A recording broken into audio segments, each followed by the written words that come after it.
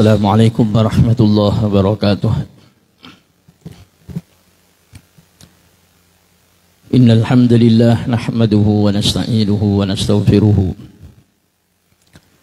na'udzu billahi min shururi anfusina wa sayyiati a'malina may yahdihillahu fala mudilla lahu wa man yudlil fala hadiya lahu. Asyhadu an la ilaha illallah wahdahu la syarika lahu wa asyhadu anna Muhammadan 'abduhu wa rasuluhu la nabiyya ba'dahu. Amma ba'du fa inna asdaqal hadits kitabullah wa khairal huda huda sayyidina Muhammadin sallallahu alaihi wasallam wa syarrul umuri muhdatsatuha wa kullu bid'atin dhalalah wa kullu dhalalatin finnar. Allahumma inni a'udzu bika an adilla aw udalla aw azilla aw uzalla aw adlima aw udlama aw ajhala aw yujhala alayya. Rabbi zidni ilma wassi'li fi rizqi wa barik li fi ma razaqtani waj'alni mahbuban fi qulubi ibadik wa azizan fi uyunihim waj'alni wajihan fid dunya wal akhirah wa minal muqarrabin ya katsiran nawal ya hasanal fi'al ya qa'iman bila zawal ya mubdi'an bila mithal falakal hamdu walakal minnah walakash syarafu ala kulli hal. Raditu billahi rabba wa bil islam dina bi Muhammadin sallallahu alaihi wasallam nabiyya wa rasula. Raditu billahi rabba wa bil islam dina wa bi Muhammadin sallallahu alaihi wasallam nabiyya wa rasula. Raditu billahi rabba wa bil islam dina bi Muhammadin sallallahu alaihi wasallam nabiyya wa rasula. Alhamdulillahilladzi manna alaina bi Muhammadin sallallahu alaihi wasallam. Jazallahu anna sayyidina Muhammadin sallallahu alaihi wasallam ma huwa ahluh.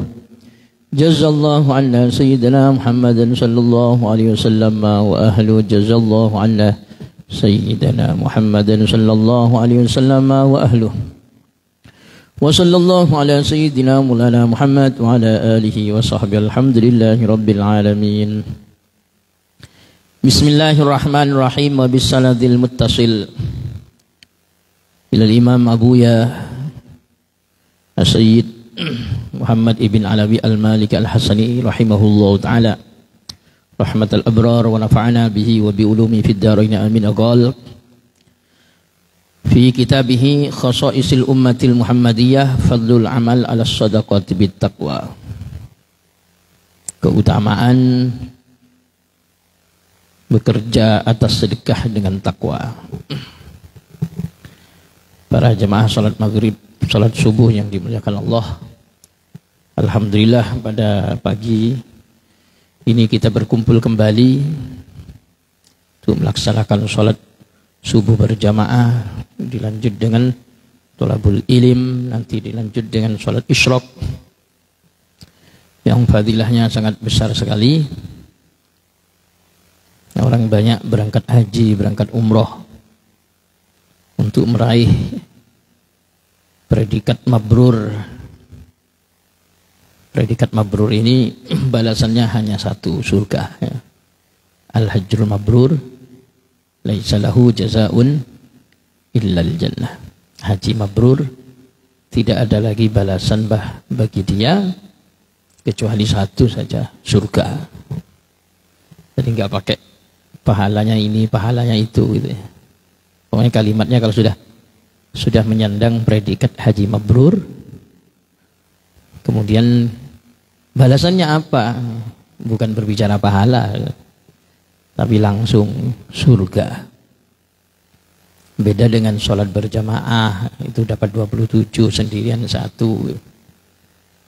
Termasuk sedekah ya, 700. Tapi kalau sudah berbicara haji mabrur, kalimatnya satu. Tidak ada lagi balasan kecuali surga.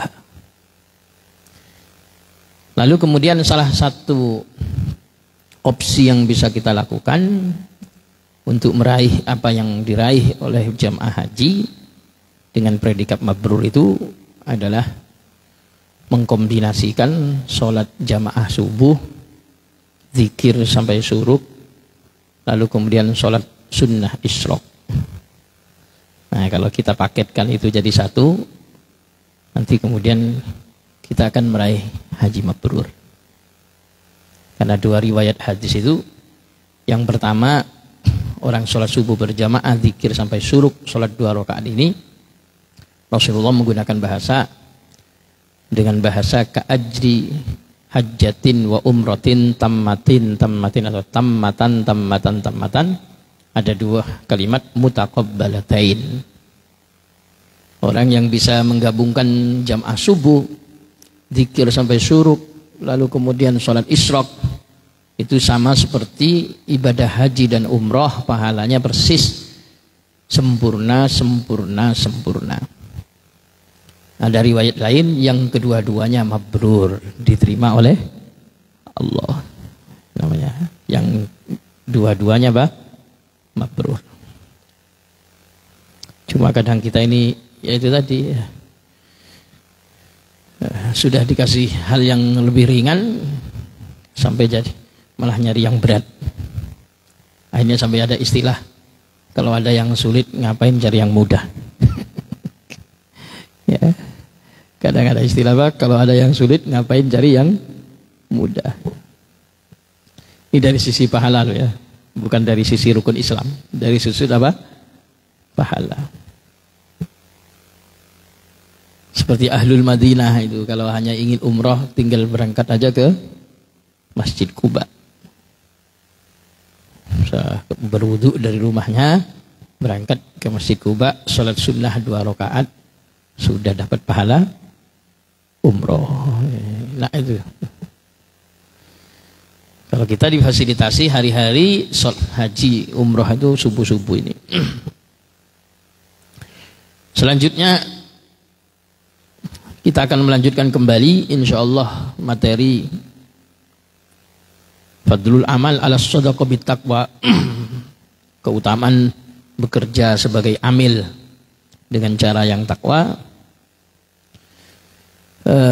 Dalam kitab Khosaisil Ummah Al-Muhammadiyah karya Sayyidina Al-Walid Profesor Dr. Muhadditsil Haramain Abu Yasid Muhammad Ibn Alawi Al-Maliki Al-Hasani rahimahullahu ta'ala rahmatal abrar. Materi ini sebelumnya sempat ditanyakan waktu seingat saya ya, pada pertemuan sebelumnya. Kemudian ternyata pas pula sampai bab ini sempat saya baca ya. Cuma tidak semuanya hanya disampaikan secara gambaran umum. Bismillahirrahmanirrahim. Al-amil ala shadaqah walladhi yabdulu juhdahu fi jam'iz zakati minal muslimin liyusilaha ila baitil mal. Fayatasarrafu al-imam fi infaqiha fil masalihil ammah wal musa'adati wal i'anati wal ihsan wa thawabuhu thawabul mujahidi li nasri dinillah al-mudha'afi ajruh. Kata Sayyidina Al-Walid Abu ya dalam kitabnya ini, siapa yang dinamakan amil zakat, amil sedekah, itu yang siapa yang dikategorikan sebagai amil zakat, amil sedekah. Walladhi yubdulu juhdahu fi jam'iz zakah minal muslimin. Ia adalah orang yang mengerahkan potensi yang dimiliki fi jam'iz zakati minal muslimin, di dalam mengumpulkan zakat dari orang-orang Islam, diusilaha ila baitil mal, untuk diserahkan atau disampaikan ke baitul mal. Fa yatasarraful imam fi infaqiha fil masalil ammah, maka kemudian seorang imam akan mengalokasikan zakatnya kaum muslimin ini fil masalihil ammah, di dalam kemaslahatan umum, wal musa'ada wal i'ana wal ihsan, dan membantu, menolong, melakukan banyak kebaikan. Wa thawabuhu thawabul mujahid li nasri dinillah, adapun pahalanya amil sedekah atau amil zakat ini setara dengan pahalanya orang yang berperang membela agama Allah. Al-mudha'af ajruh, yang dilipat ganda pahalanya. Jadi amil itu namanya amil zakat atau amil sedekah. Itu adalah orang yang mengerahkan semua potensi yang dimiliki untuk mengumpulkan zakat, mengumpulkan sedekah, infak, itu dikumpulkan semuanya dari kaum muslimin. Lalu kemudian diserahkan ke Baitul Mal, kalau ada Baitul Malnya.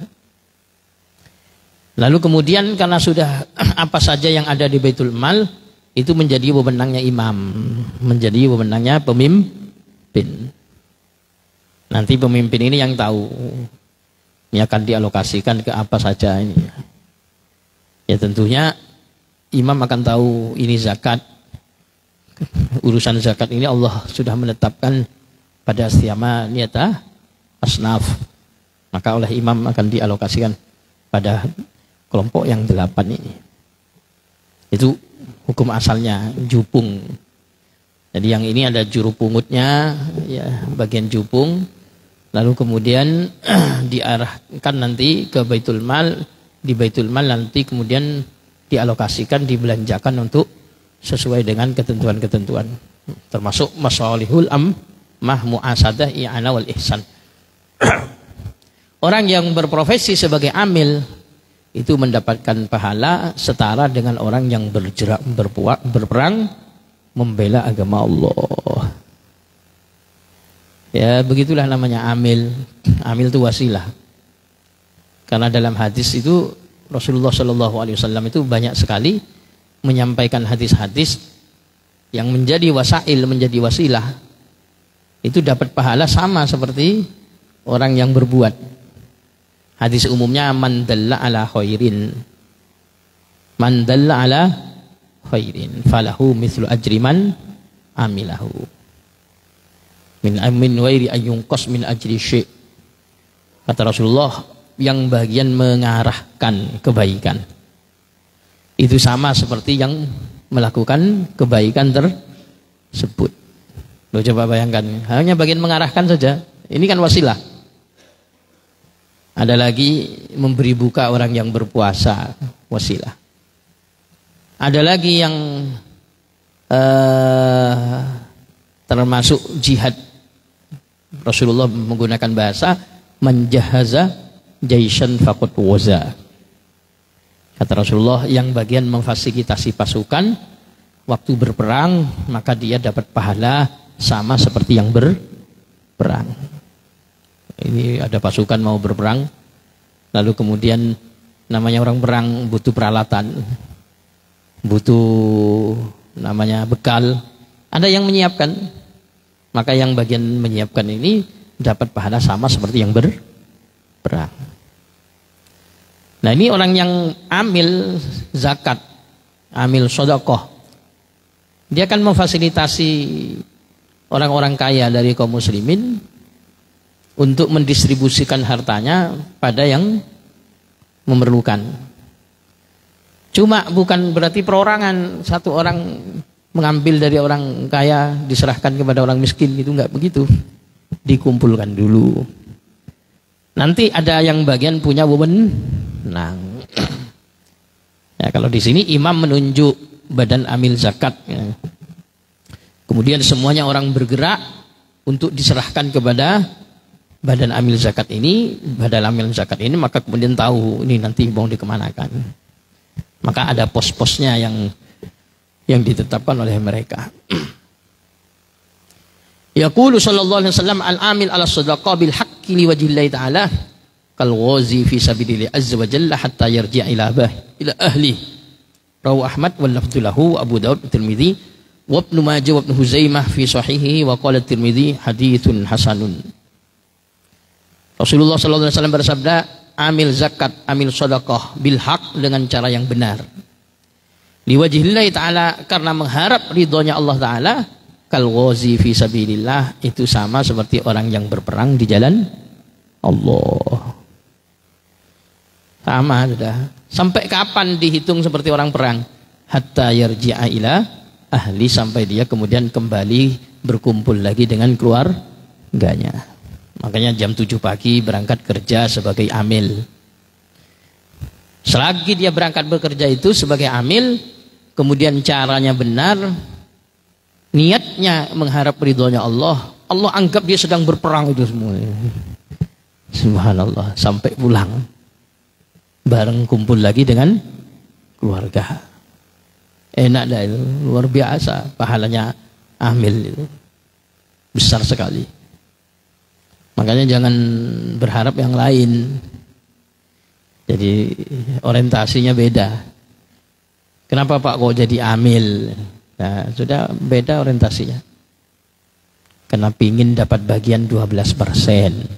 Nah, jangan begitu. Nanti kamu nggak memikirkan itu pun itu loh. Agama tahu bahwasannya amil ini harus dihargai dengan persentase sekian. Nah, itu sudah maklum, sudah makul. Lalu kemudian cara pembagiannya nanti ya maklum seperti yang ditulis dalam beberapa kitab seperti kitab Al-Muhadzab karenanya namanya Imam Asy-Syairazi. Di sana nanti suruh pos-pos, gampang sekali. Jadi zakat itu kalau dalam kitab Muhadzab itu di pos-pos. Misalnya sekarang ada 8 asnaf. Dapat 100 juta ya. Maka 100 juta itu dibagi 8. Ketemu 12%. Lalu kemudian berarti dapatnya 8 juta per apa? Kurang lebih begitu ya. Atau dapat 12 juta. Dapat 12 juta plus 12 juta per asnaf. Asnaf itu fakir, miskin. Fakir sama miskin dibedain. Ada posnya fakir, ada posnya apa? Miskin. Ada posnya amil, karena di sini yang dibentuk amil, maka kemudian ada lagi posnya mu'allaf, ada posnya rikob, ada posnya apa? Sabilillah, ada posnya ibnu sabil. Sudah terbagi posnya, berarti 12 juta, 12 juta, 12 juta, 12 juta. Nah sekarang ditengok oleh imam, dihitung berapa sih jumlahnya orang yang masuk kategori fakir. Ternyata ketemu jumlahnya 10 orang yang fakir. Berarti dapat berapa? 12 juta dibagi 10. Oh, satu fakir dapat 1.200.000. Lalu ditengok miskinnya ada berapa? Miskinnya ada 20. Berarti satu miskin dapat 600.000. Saya itu ditengok Ibnu Sabilnya ada berapa? Orang yang kehabisan bekal. Oh, masih ada 1 orang. Maka ambilkan dari pos Ibnu Sabil itu. Kebutuhannya berapa itu? Kebutuhannya kurang lebih 4 juta untuk pulang kampung sama ininya. Ke kampung halamannya itu. Dia kehabisan bekal katanya tinggalnya di sini. Disurvei sudah betul semuanya. Belikan tiket, belikan ini. Diambilkan dari posnya mana? Posnya Ibnu Sabil. Begitu semuanya. Sabilillah juga sama. Sabilillah ada berapa? Dihitung, ketemu, diambilkan dari posnya Sabilillah. Ternyata Sabilillahnya karena banyak. Orang berperang di jalan Allahnya banyak. Berangkat perang, berangkat jihad 100 orang. Akhirnya per orang cuma dapat 120.000. Berangkat perangnya 100 orang. Akhirnya satu orangnya cuma dapat 120.000. Mungkin begitu itu. Ya, ini namanya yang disebut profesional di situ. Bukan main ambil ini fakir ambil 300, miskin 300, ini 300, nggak ada posnya. Lalu kemudian amil sendiri, kan sudah ada posnya tadi. Amil itu ada posnya 12 juta, gampangannya begitu. Amilnya ada berapa? Ada 10 orang. Berarti satu amil 1.200.000. Ya enggak. Kenapa? Karena amil itu di dalam kitab disebutkan bahwasannya ujratul amil, ujratul mithil. Upahnya dari pekerja zakat itu adalah upah layaknya dia. Ternyata si fulan ini berangkat bekerja dari jam 7 pagi sampai jam 5 sore. Upah layaknya berapa? 200.000. Berapa kali dia ikut masuk bekerja itu? Ternyata cuma 2 kali. Berarti baru dapat 400.000. Oh, yang sudah 10 kali, ya berarti sudah dapat 1.200.000. Yang punya status sebagai amil tapi nggak pernah masuk, yang nggak dapat upah, begitu. Tapi posnya sudah ada, posnya sudah ada. Bukan berarti saya kan amil, kamu amil, kita sama-sama amil. Karena sama-sama punya status amil, maka kemudian dapat mau kerja ataupun enggak kerja dengan nominal yang sama. Mana ada keterangan kayak begitu? Amil itu dia mendapatkan bagian daripada zakat, itu dihargai oleh Allah dengan cara, ini diatur dengan cara dia betul-betul bekerja. Ada juru pungutnya, ada ininya ya. Begitu sudah. Kecuali yang lain itu karena status memang sabilillah dapat, ini dapat, rikob dapat. Kamu amil tidak begitu. Amil. Apalagi sebentar lagi mau kurban. Kurban itu gak ada amilnya. Ada orang meninggal tidak berwasiat untuk bersedekah. Tidak berwasiat untuk kurban, itu aja khilaf ulama. Boleh gak kemudian berkorban untuk almarhum?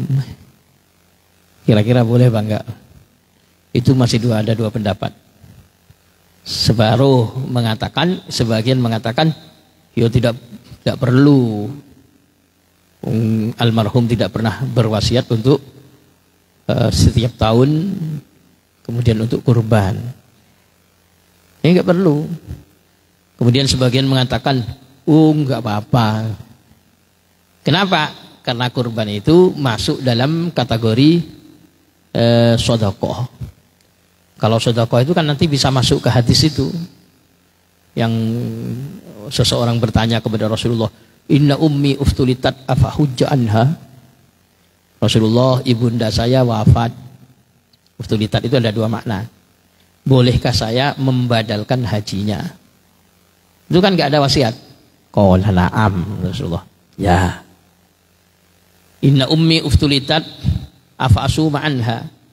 Rasulullah, ibu saya itu kan meninggal, boleh saya badal puasanya? Qala na'am, kata Rasulullah. Ya. Inna ummi uftulitat afatasaddaqu anha. Rasulullah, ibu saya itu wafat, bolehkah saya membadalkan sedekahnya? Qala na'am, kata Rasulullah. Ya.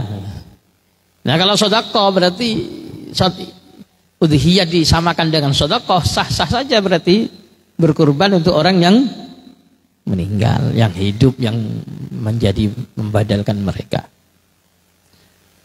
Nah, kalaupun toh masuk itu ya, tapi kan nggak ada ketentuan amil sedekah yang seperti dicantumkan dalam Al-Quran itu. Meskipun demikian ada kecenderungan kesamaan dari sisi udhiyah disamakan dengan sedekah. Berarti kalau jadi panitia ya harus niatnya sama seperti amil. Apa niatnya? Yaitu tadi al-amil ala sedekah bil haqqi liwajhil lahi ta'ala. Niat membantu orang-orang yang kaya bisa berkorban, itu kemudian tidak bisa menyembelih, tidak bisa mengurusi barang udhiyahnya ini, itu dibantu, atau udhiyahnya ini dibantu, nanti dipotongin, kemudian baru kemudian didistribusikan, dibantu, niat karena Allah. Lalu kemudian jangan bilang, Pak, dari bagian kurbannya ini nanti saya minta ini ya. Enggak boleh. Enggak boleh dijadikan sebagai ujroh. Dalam fikih begitu, enggak boleh dijadikan ujroh. Dan cari kitab manapun insya Allah ya. Selagi ini binatang itu binatang kurban yang dikurbankan, maka mau kulitnya, mau kepalanya, mau apa saja, itu tidak boleh dijadikan sebagai upahnya kepada jazar, kepada termasuk tukang jagalnya. Pak, tolong sembelihkan binatang kurban saya, upahnya nanti Bapak saya kasih kepalanya. Saya kasih kulitnya, saya kasih pahanya. Nggak boleh kalau dijadikan sebagai apa? Ujroh. Tapi kalau bentuknya hadiah, sah-sah saja, tapi jangan jadi ujroh. Jadi tak ada orang nyembelih ataupun tidak nyembelih. Kemudian orang ini setelah selesai binatang kurbannya mau diberikan kepada yang menyembelih ataupun tidak sama yang nyembelih, kan sah-sah saja, namanya sudah menjadi milkut tamnya dia, diserahkan. Ini buat bapak. Loh saya nggak nyembelih loh ini kurban saya, nggak ada urusan nyembelih ini. Bapak nggak nyembelih, saya sakit kepala. Yang bagian menyembelih saya kasih ini, ya sah-sah saja. Oleh karena itu udhiyah ini masuk pada bab apa? Sedekah yang jenisnya hubungan vertikal horizontal. Kepada Allah dia kemudian dapat perhatian dari Allah karena mau berkurban. Lalu kemudian dari pandangan makhluk dia dapat pandangan kebaikan dengan ihsan, sehingga apa yang terjadi? Orang yang kemarin itu merasa sakit hati, orang yang kemarin memandang si fulan itu kikir, tetapi karena dia telah berkurban, maka kemudian beda nanti persepsinya sudah. Oh ya Allah, ternyata orang itu bukan kikir loh. Selama ini mungkin nabung untuk apa? Kurban. Buktinya Lebaran dia datang ke rumah saya memberikan daging kurbannya sebanyak 3 kilo. Alhamdulillah, tetangganya senang. Ini sembelih, dia nggak bisa nyembelih, minta tolong dipotongin, diantar ke tetangga sana, diantar. Ini yang betul. Ini yang benar. Nah terus bagian tukang jagalnya diambilkan dari mana? Panitia-panitia yang membantu diambilkan dari ongkosnya, ongkos lain, tapi bukan dari binatang kurbannya. Mungkin tukang jagalnya kasih duit lah, sudah bantu 300.000 atau 200.000. Bagian ininya kasih 100.000 yang bantu nguliti. Tapi jangan dari binatang kurbannya yang dijadikan sebagai upah. Lalu kemudian barangnya ambil, bagikan sendiri. Ini yang lebih apa? Afdal. Karena tadi ada hubungan ibadah vertikal horizontal itu. Tapi kalau konsentrasinya, mohon maaf, ini bukan, kita bukan menyalahkan, bukan maksudnya. Cuma dari aspek ibadah vertikal horizontal. Jangan sampai ada kasus begini, ada tetangga yang kemudian bilang, tetangga saya itu dari dulu saya bareng sama dia, sudah 10 tahun bertetangga. Tidak pernah sedikit pun yang namanya mencicipi apapun yang dia kasih. Dia nggak pernah sampai ngomong begitu tetangganya. Padahal dia sedang memakan daging, yang daging itu adalah milik tetangganya. Cuma karena tetangganya ini menyerahkan ke panitia, panitia yang ngasih. Jadi nggak tahu kalau daging itu adalah daging kurban tetangganya. Jadi yang dapat nilai plus siapa? Panitia. Sementara ini masih aja diomongin sama tetangganya ini. Padahal Rasulullah sudah bilang apa? Tahadau tahabbau. Salinglah kalian memberi hadiah. Nanti mesti efeknya apa? Kalian akan saling menyayangi, saling mencintai. Oh iya, tetangga ini berkurban, dikasih ini. Yang ini berkurban, dikasihkan ke sini. Jadi merasa dikasih, orang al-insan Abdul Ihsan itu begitu.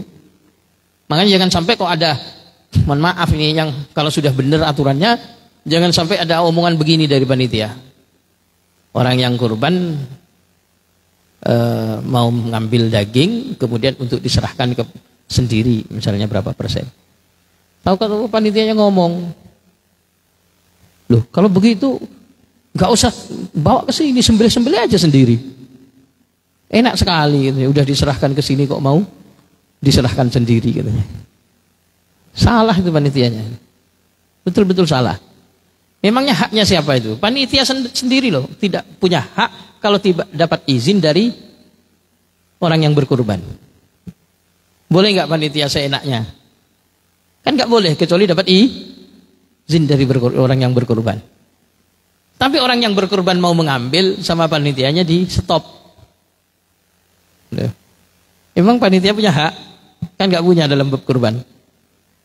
Boleh nggak panitia ini minta bagian, mengambil bagian untuk diserahkan ke panitia?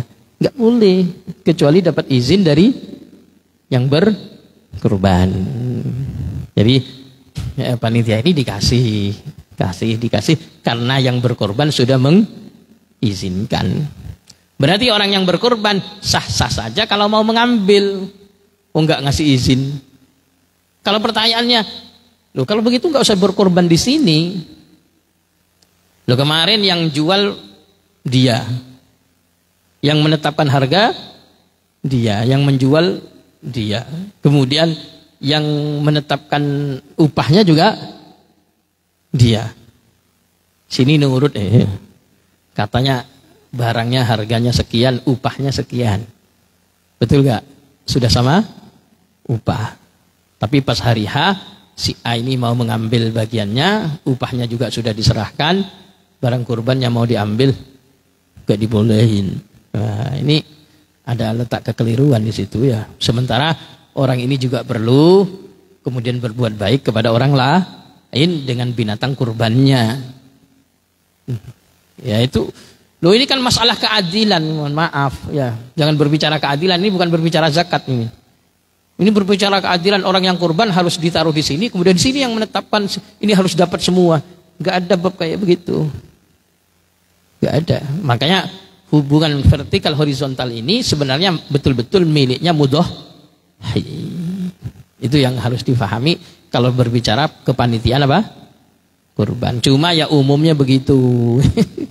Di mana-mana umumnya begitu. Kadang kejadian itu kan lucu-lucu di lapangan itu. Ada yang dari sisi yang berkurban yang aneh. Sudah dibilangi, Bu, Ibu jangan berkurban. Ibu, kami sarankan berkurban sapi. Karena kelompok sapi ini kurang satu orang lagi. Terus bilang nggak mau Bapak, saya maunya kambing. Mohonlah Bu, karena ini kurang satu orang lagi biar cukup 7 orang. Enggak, saya maunya kambing. Maunya apa?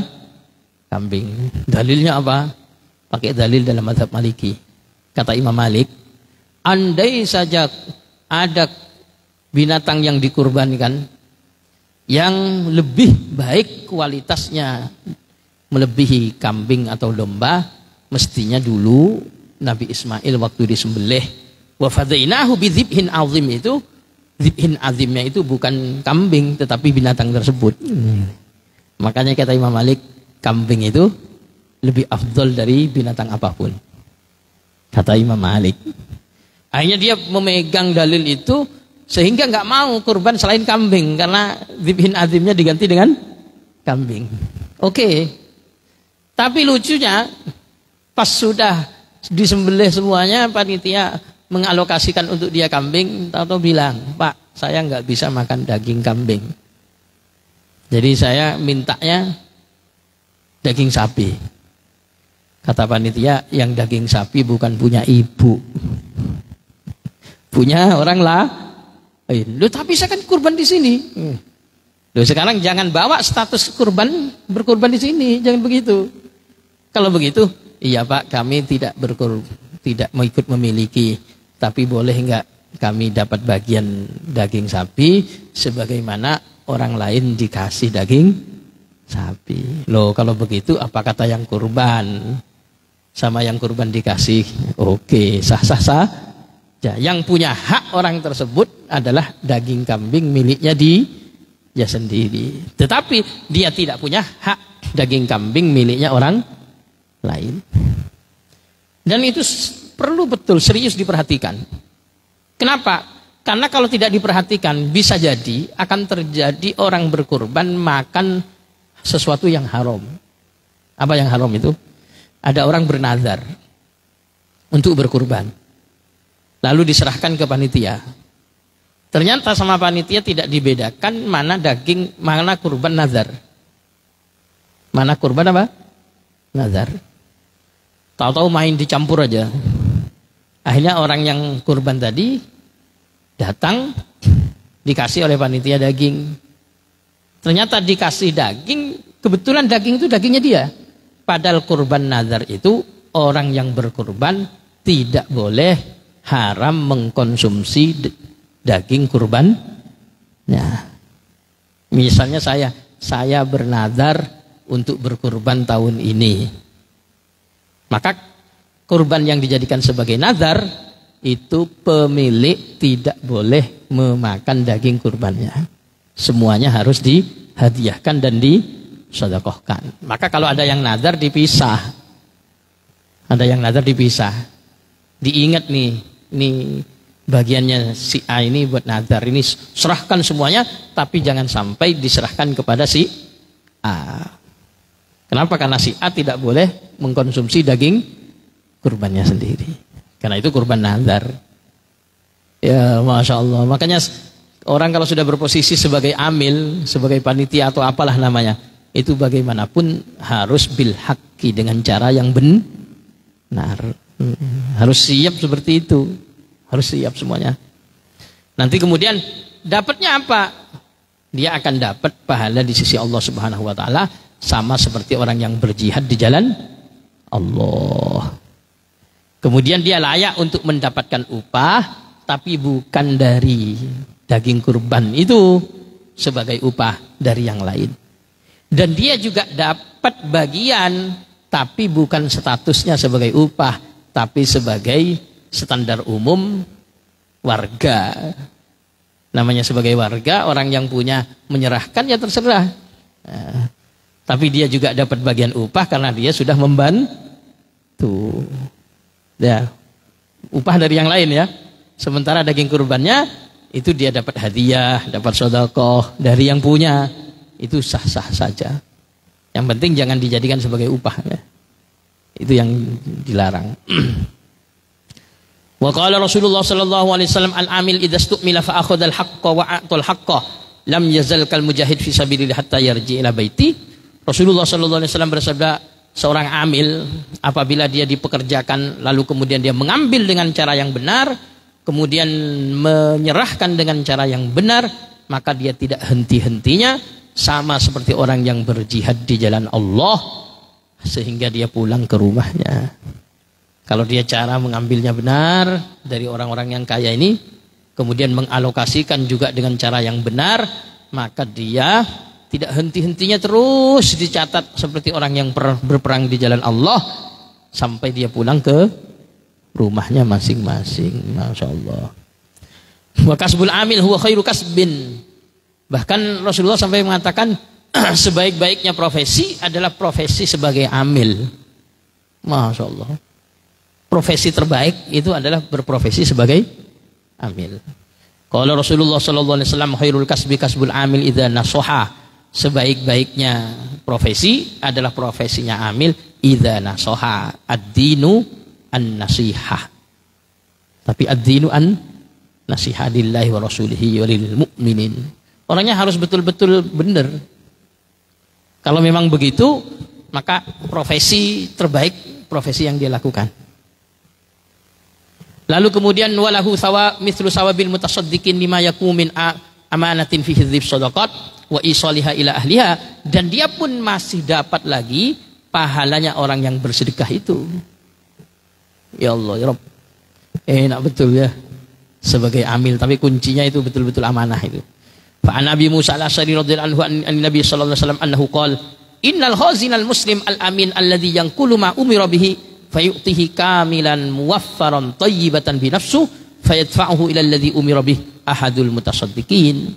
Sesungguhnya orang muslim yang menampung hartanya orang lain, yang kemudian yang amanah, memindah sesuai dengan apa yang diperintahkan, lalu dia menyerahkan dengan cara sempurna dengan kerelaan hati, memang hanya niat membantu saja, maka dia berikan sesuai dengan apa yang diperintahkan, itu dikategorikan mendapatkan pahala salah satu orang yang bersedekah. Wah, padahal dia tidak ikut sedekah, tetapi dia dapat nilai pahala sama seperti orang yang bersedekah, karena dia yang menjadi fasilitator itu, yang bagian memediasi kan dia. Nah, maka dapat pahala sedekah, dapat pahala jihad, dapat. Itu oleh Islam masih dihargai. Nanti kamu karena kerjanya begitu, tetap nanti bisa dialokasikan dari bagian amil. Subhanallah. Makanya jangan berpikir yang lain. Lalu kebalikannya, wal amil idza taqallahu wa raqabahu fa huwa min ahli jannah yaqulu innahu satuftahu alaikum masyarikul ardi wa magharibuha wa inna ummalaha finnar illa man ittaqallaha azza wa jalla wa addal amanah. Rasulullah sallallahu alaihi wasallam bersabda, sesungguhnya akan dibuka atas kalian ujung timurnya bumi dan ujung baratnya, dan sesungguhnya para amil-amilnya itu letaknya semuanya di dalam api neraka, kecuali amil-amil yang bertakwa kepada Allah dan menunaikan amanahnya. Subhanallah. Ujung barat, ujung timur oleh Allah dibuka semuanya rizki. Masya Allah. Yang jadi amil, kata Rasulullah, neraka semua. Kecuali amil yang serius, betul-betul takut kepada Allah dan menunaikan apa? Amanah. Nah itu baru aman tuh. Makanya jangan sembrono semuanya rebutan jadi amil. Makanya kadang ada selentingan-selentingan itu nggak enak didengar. Dia itu amil betulan apa enggak? Setelah itu kemudian rebutan. Wah, nggak terima karena si A dikasih sekian, masa saya dikasih sekian? Nggak terima. Dan nongolnya cuma 2 jam. Itu pun hari pertama. Tahu-tahu kepingin disamakan dengan yang aktif terus. Menyiapkan meja, menyiapkan buku, notulen nulis, waktu pembagian ikut terlibat. Ini cuma 2 jam, tapi kepingin ya ini salah, kaprah ini. Ini salah apa? Kaprah. Jangan menganggap status amil itu mendapatkan bagian karena statusnya, tetapi status amil itu mendapatkan bagian karena kinerja. Nah, itu dihargai betul oleh Allah Subhanahu wa taala. Mau suruk sebentar lagi. Monggo barangkali ada yang mau ditanya. Silakan. Tidak, monggo silakan.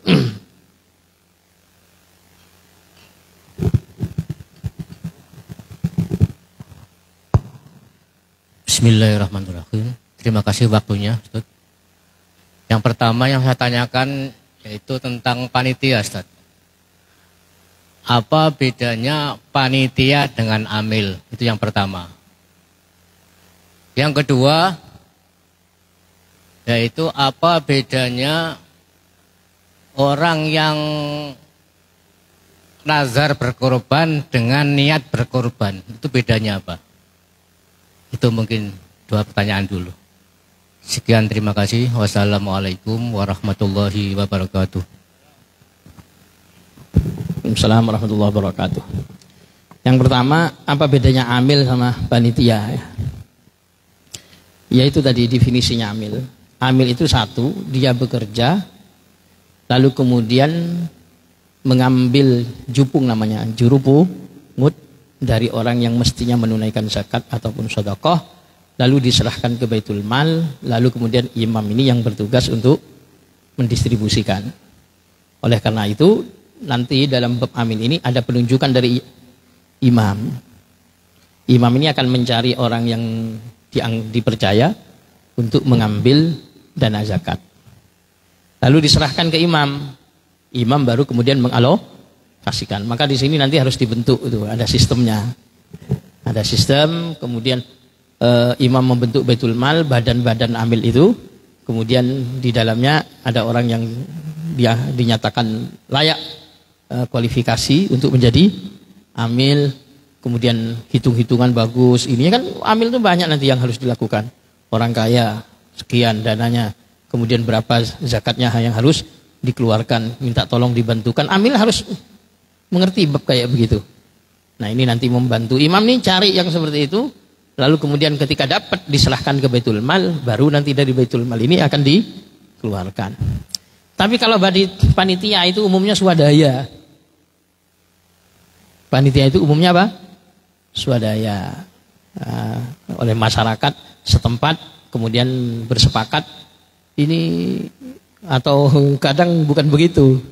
Entah siapa yang menetapkan, tahu-tahu ini juga sudah terbentuk apa panitia musyawarah. Biasanya kalau di masjid, ya masjid kumpul. Nanti siapa yang jadi panitia. Begitulah kadang menetapkan dirinya sendiri sebagai panitia. panitia. Maka yang harusnya dalam fikih-fikih itu ada penunjukan dari imam. Dan itu harus lulus kualifikasi. Kemudian serius, nanti kan harus ada mengalokasikan. Kemudian jam yang zakat harus dialokasikan, yang zakat fitrah sebelum ini semuanya diatur. Nah, ini harus komitmen bersama dan itu dari imam. Jelas ya bedanya panitia sama amil. Lalu kemudian kalau bedanya nazar sama niat apa? Niat belum tentu nazar. Atau niat yang dilakukan oleh orang umum itu hampir pasti bukan nazar. Dalam Kifayatul Akhyar karya Imam An-Nawawi, kalau ada orang mengatakan saya kepingin apa? Berkurban, itu tidak bisa disebut nazar. Tapi kalau dia mengatakan hadhihi udhiyati fi hadil am, ini adalah kurban saya di dalam tahun ini, itu khilaf. Khilaf itu, apakah ini menjadi nazar atau tidak? Tetapi secara umumnya ulama dalam Kifayatul Akhyar mengatakan kalimatnya orang umum itu tidak bisa dijadikan nazar semua.